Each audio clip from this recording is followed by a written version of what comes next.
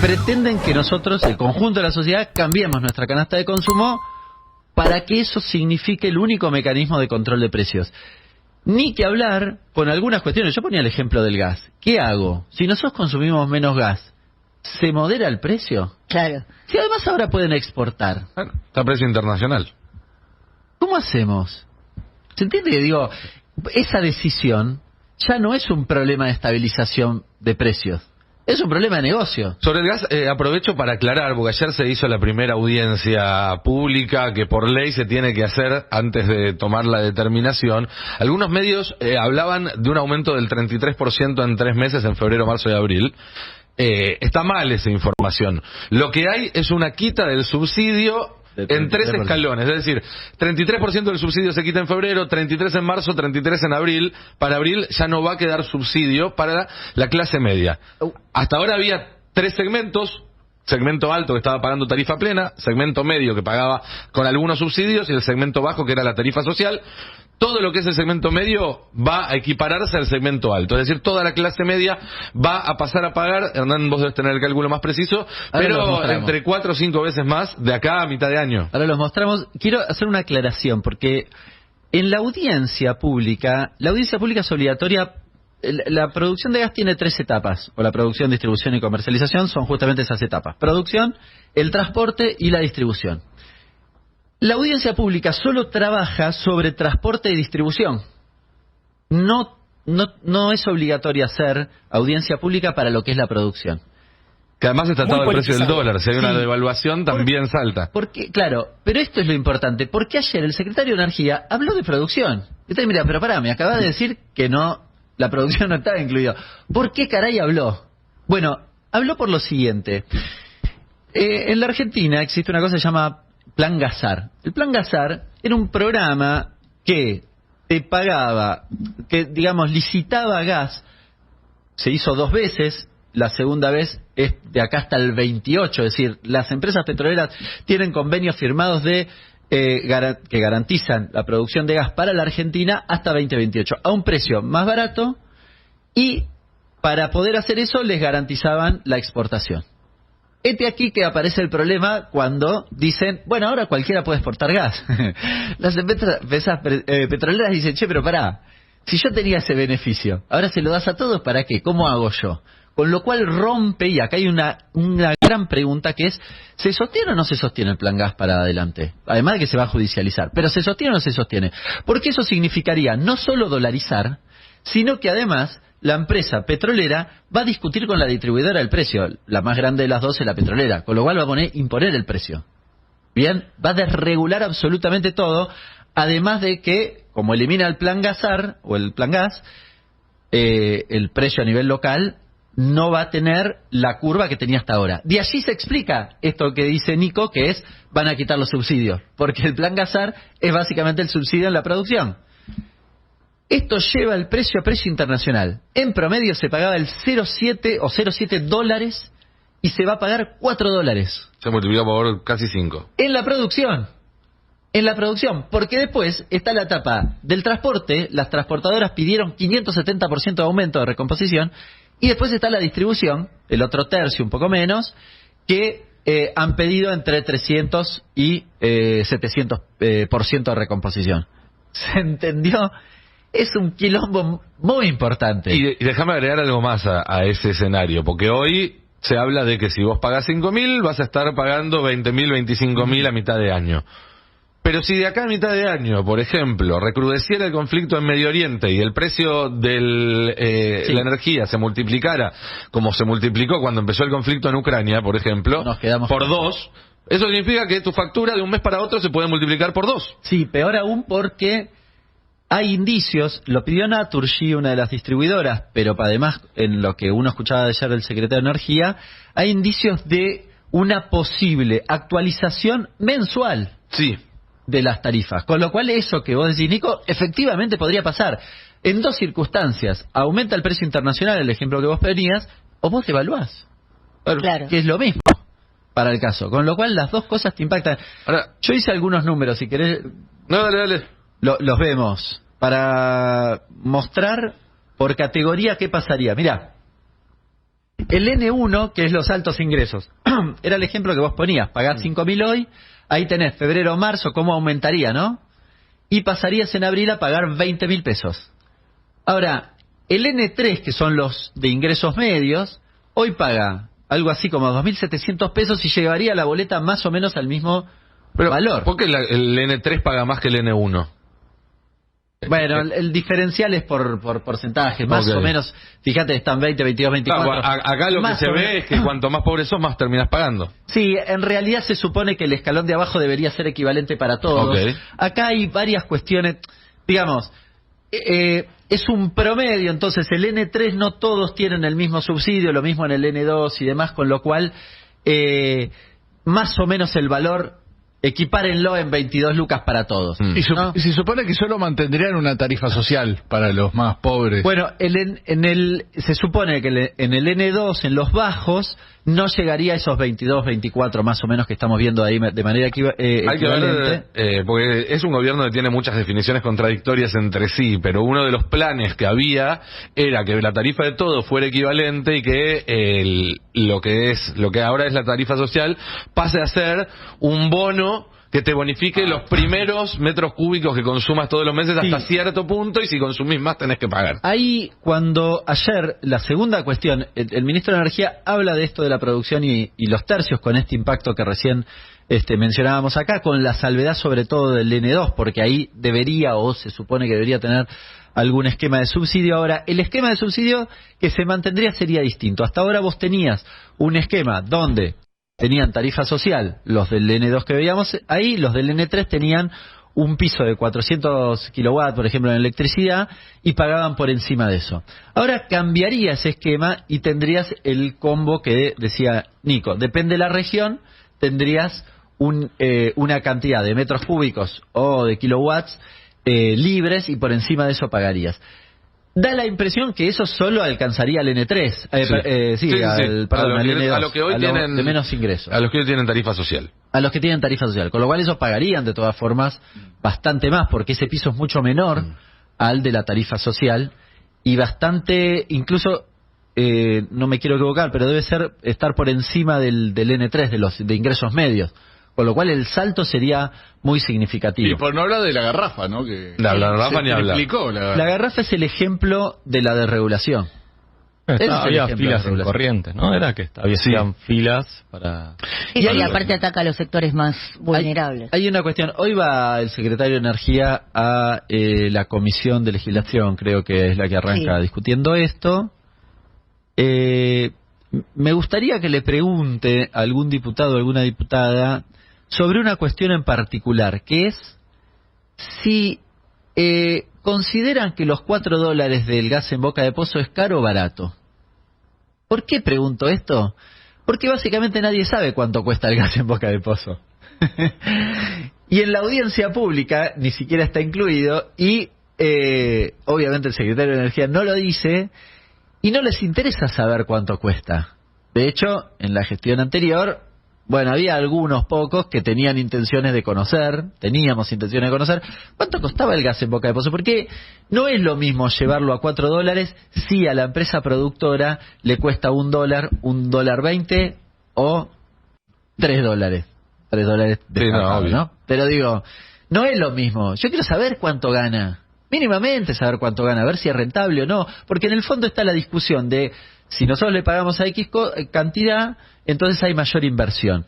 Si me voy a la década de los 90, tengo por ahí los números, si me voy a la década de los 90, lo que sucedió fue que esa desregulación terminó en lo que hizo Repsol. ¿Se acuerdan, no? En la petrolera estatal, que es gas y petróleo. Es decir, claro, vos no veías la caída de la producción, lo que sí veías era la caída de la inversión, porque no invertían en nuevos pozos. No, esto es lo que va a pasar si vos desregulás. Les va a importar 3 cominos, van a sobreexplotar tal vez los pozos que tengan, no van a invertir más, y vas a tener un problema gravísimo en pocos años de falta de energía. De falta de energía. que tal vez una parte te la va a compensar la recesión brutal que vamos a vivir. Vas a gastar menos energía porque no hay industria. No va a andar produciendo. Claro, y cuando quieras volver a hacer el proceso inverso, lo primero que vas a tener es un gran quilombo. Un juicio que te van a hacer. Ya pasó con Kirchner, ¿no? Con Néstor. Volvamos al tema precios, porque me parece que es una de las claves, tanto para cada uno de los argentinos, de las argentinas que tienen muchísima incertidumbre, como también para el futuro del gobierno. Hoy hay un editorial muy curioso en La Nación que ya empieza a hacerle correr el reloj a Milei. Ahí te das cuenta cómo están operando los grupos que piensan que Milei puede servir para hacer todas las cosas poco populares juntas, pero después probablemente haya que reemplazarlo, y de ahí las reuniones de Villarroel con Macri y demás. Pero yo lo que noté en los últimos días y semanas es que los economistas que salen en la tele, o que ahora también son muy fuertes en las redes sociales, influencers economistas, que hasta hace un mes y pico mostraban sus proyecciones que daban hiperinflación, que daban una situación comprometidísima y demás, y que ahora te muestran que a partir de abril va a empezar a bajar la inflación, y que para fines del año de este año vamos a tener una inflación de un dígito mensual, sin que haya pasado nada en el medio. Por lo menos yo no leí ningún análisis que digan, miren, cambiamos nuestros pronósticos de va a estar todo como el orto, va a estar todo bien, solo porque cambió el partido que gobierna. No hay ningún elemento económico que lleve a cambiar esos pronósticos.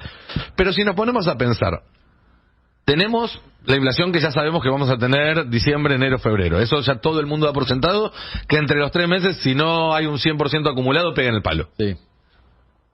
Ahora, en ese 100% del primer trimestre, o de diciembre más los primeros 2 meses del año, no están incluidas ni la suba de tarifas, que empiezan a impactar a partir de febrero, como recién veíamos. No está incluida la devaluación que probablemente tengan que hacer antes de la cosecha gruesa. No está incluida la suba de transportes, que todavía no está impactando de forma completa, pero a más tardar en marzo va a estar impactando. No están incluidos el 80% que metieron ya las prepagas, más lo que puedan seguir agregando mes tras mes. Arranca enero, febrero. Una parte te va a pegar. Y no están incluidas las paritarias tampoco, porque ahora están planchadísimas, pero en cuanto empiecen a tener que poner paritarias a un nivel que no va a seguir el ritmo de la inflación, pero van a tener que ser altos, porque si no la gente no va a tener plata para pagar el colectivo para ir a trabajar. Es así de fácil. Si el colectivo se multiplica 5 veces. Los subsidios al transporte son un subsidio a las empresas que contratan a los trabajadores. Entonces la pregunta es, ¿qué va a pasar con la inflación en marzo, abril, mayo, junio?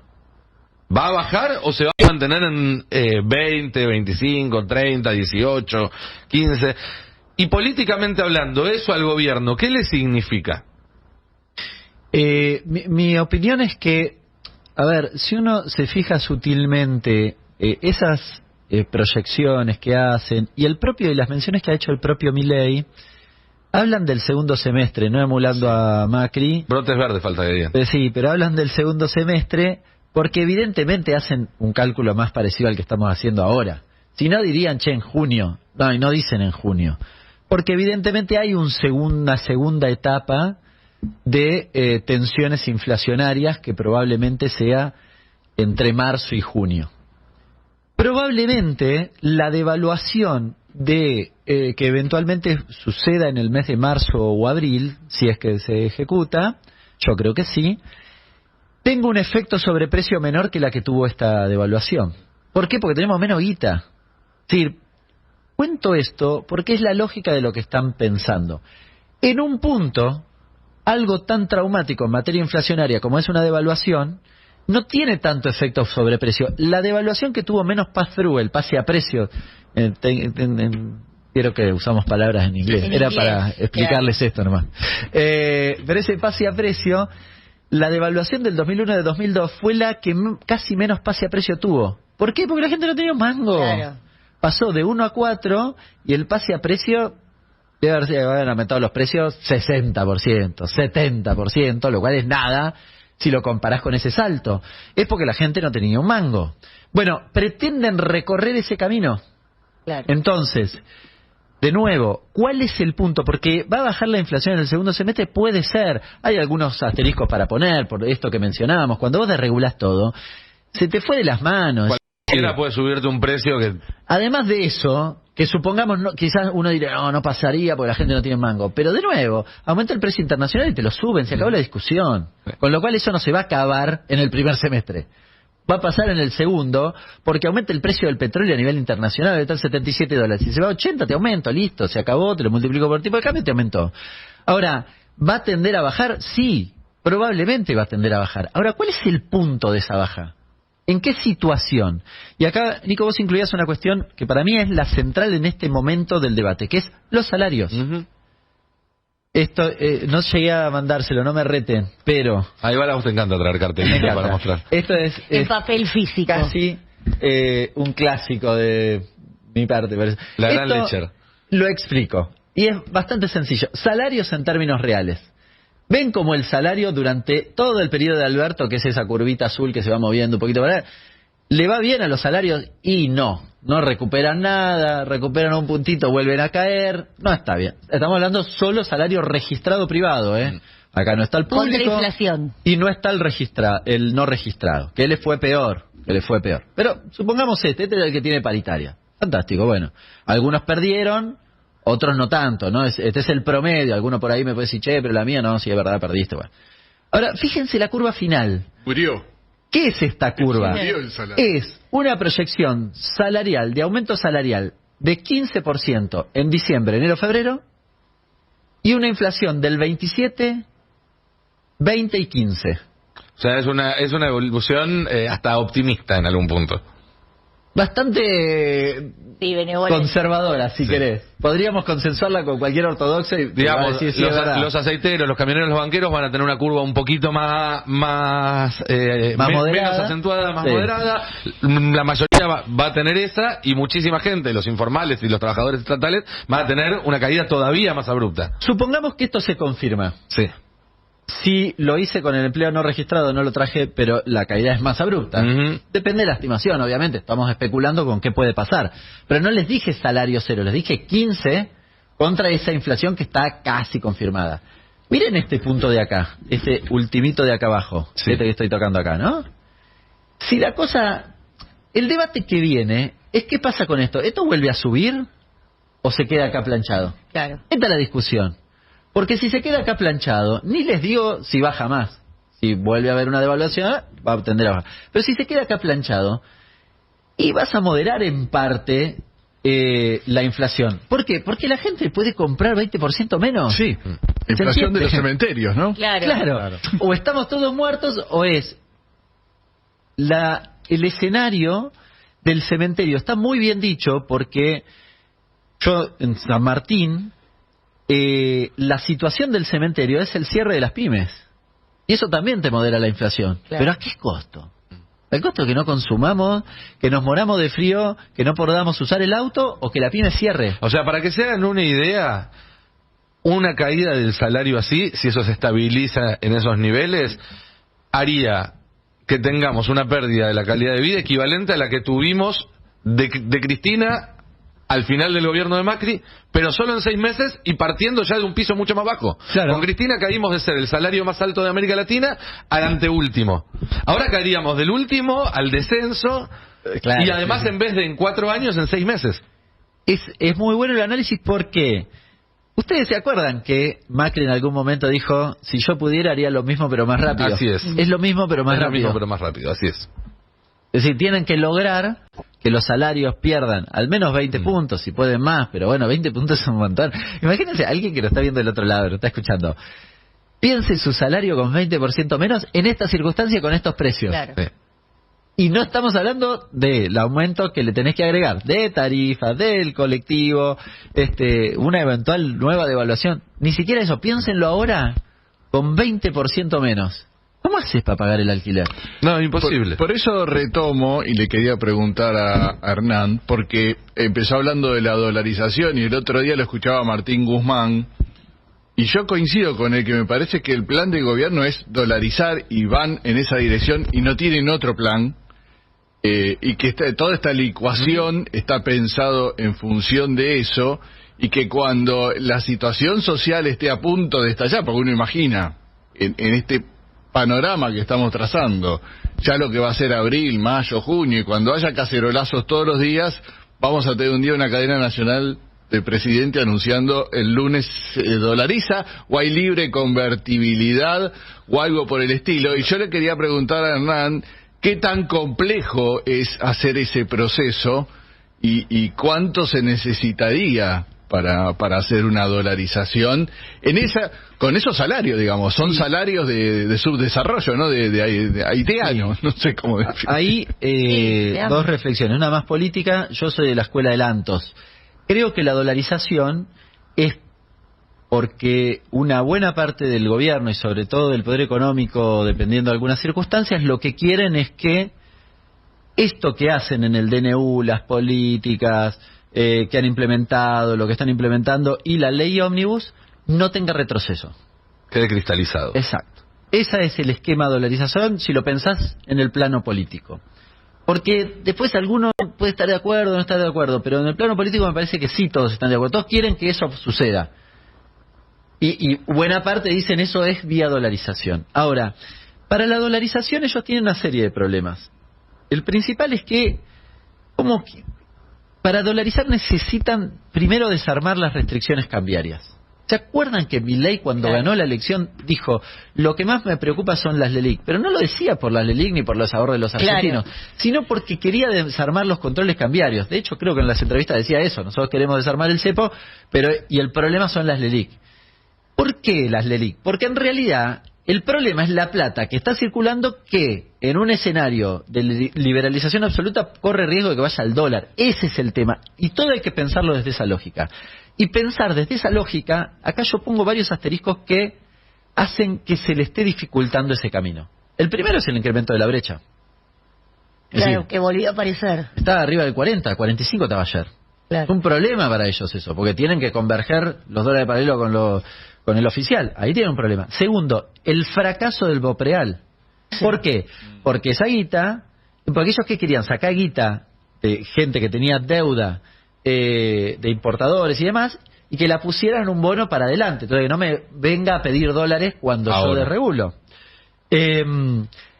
La cuestión del megacanje o la guita que están sacando con las colocaciones del Tesoro, están sacando plata, bajaron la tasa del LELIC, bajaron la tasa de plazo fijo y demás, entonces vos desarmás eso y te vas a otro lado. ¿Dónde vas? Y bueno, los bancos terminan yendo al Tesoro. Y el Tesoro les ofrece no a 28 días, sino a plazos más largos.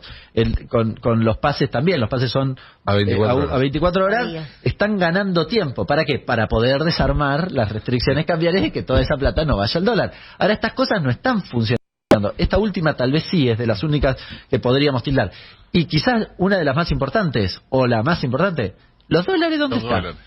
Bueno, ahí quiero agregar algo, Ahí quiero agregar algo, porque si ayer Donald Trump le hizo un guiño muy fuerte a Milei, y en el equipo de Milei dicen, cualquier dificultad, hoy el tesoro actual de Estados Unidos, Janet Yellen, Joe Biden y demás, ya han dado señales de que no ven con buenos ojos una dolarización de Argentina. Eso podría cambiar si Trump llega al poder, y ahí sí Trump, el mismo que políticamente destrabó el préstamo de 45.000 millones para Macri, podría políticamente alinear al gobierno de Estados Unidos con el plan dolarizador de Argentina. ¿Cuándo asumiría eventualmente? El 6 de enero del año que viene, dentro de un año. Bueno, dentro de un año, falta muchísimo. Pero, y acá está el otro factor. La reunión que hubo ayer en Casa Rosada entre los funcionarios del Fondo Monetario Internacional con Caputo, en donde salieron y dijeron, fue una reunión amable y no dijeron nada más. No, es que no hubo ningún avance. Por eso digo, el problema es eso, no es lo que dijeron, sino lo que sucedió, que es que no puede haber en este contexto. No sé, digo, pensando en la dolarización, los fondos frescos del fondo. No están. Pero ya lo sabían. No están y no van a estar en el corto plazo. No van a estar. El fondo, en realidad, ahí hay una discusión en paralelo a esto. Por eso preguntaba lo de Trump. Porque hasta al menos, si eventualmente eso sucediera, podría cambiar el escenario. Pero hasta ese momento es bastante difícil. Y algunas cosas van a pasar antes. El fondo que está mirando, a ver, pensemos un segundo, ustedes son del fondo, yo no. pero ustedes sí. Y entonces viene Milei y les dice, chicos, mire, voy a hacer un recorte de 5 puntos más 10 de cuasi fiscal, y ustedes, con la lógica del fondo, piénsense, con funcionarios del fondo, ¿van a estar en desacuerdo con semejante recorte? No, van a estar contentos. Bárbaro. La duda es si se puede o no. Si se puede o no.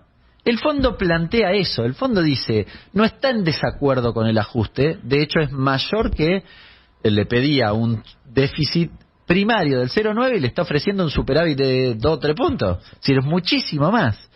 La duda del fondo es si es posible o no. No, y el fondo además lo que no quiere es que esto lleve a una situación política en la que el día de mañana, y cuando digo el día de mañana hablo de acá a 10 años, aparezca un proyecto de poder contrario que diga voy al default. Bueno, porque ese es el riesgo que tiene el fondo, que si estos se pasan de rosca, así como nosotros decimos, está el riesgo de pasarse de rosca y que lo que venga después sea un giro más todavía a la derecha. El miedo que tiene el fondo es que se pasen de rosca y se vayan para el otro lado y que aparezca, como en el 2001, un tipo que declare el default en el Congreso y todo el mundo lo aplauda. Bueno, por eso digo, ya se quemó con leche el fondo en Argentina. Claro, la preocupación es si este semejante ajuste es posible, es viable hacer en la Argentina. No es que no les gustaría. Claro. Creen que no es viable. Ahora, volviendo al inicio, entonces sí hay un plan. Sí hay un plan. Sí, yo creo que se va acomodando el plan, esto es lo que digo, no me parece que tenga una sucesión de etapas. Y de hecho creo que es un plan, digamos, un conjunto de medidas, si querés, o un plan que algunos tienen y otros no necesariamente comparten. A esto me refiero con que diría que tienen más claro hacia dónde quieren ir el objetivo final que la hoja de ruta precisa. Sí. Bien, la hoja de ruta tiene torpeza, si querés. Lo del Bopreal creo que es una torpeza, pero creo que tienen perfectamente claro que van ahí. Si no es la dolarización, es una convertibilidad, una neoconvertibilidad, digo. La dolarización de Bullrich. Por eso hacía el análisis desde la óptica política que hacía Nico hace unos días atrás, porque me parece que si lo pensás de la óptica política, ahí sí se alinean los planetas, tienen más claro lo que quieren. Está claro.